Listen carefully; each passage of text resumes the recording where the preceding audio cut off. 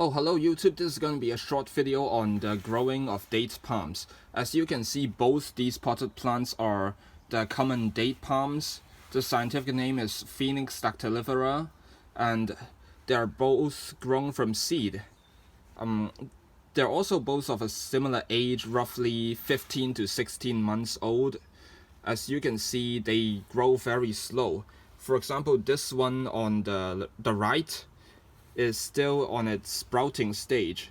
It still has a single leaf, and as they are monocots, I mean when they germinate from seed, they only grow a single leaf.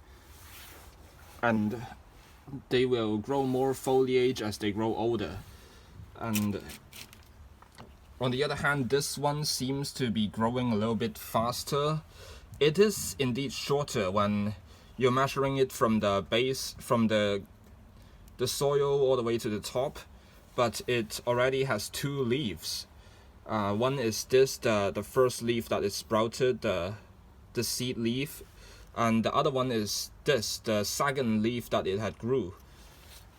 And yes, as you can tell, they are very slow growing indeed, but I will still quite recommend you growing these plants, because they can survive and grow happily in a lot of different types of soils. They can grow in soil that are like slow draining, clay based and heavy, and they can also totally grow in sandy, fast draining soils as well. Another reason I recommend you growing them is that sorry, I'm a little bit sick right now.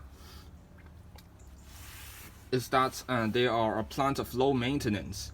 You don't really have to prune them or trim them back that often because they grow slow, and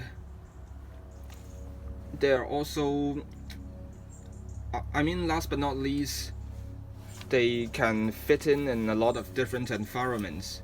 They do look good, especially when they get a bit bigger and more mature. They do look good when planted together with a lot of different types of plants. And that's pretty much all I have to say in this video. Thanks for watching.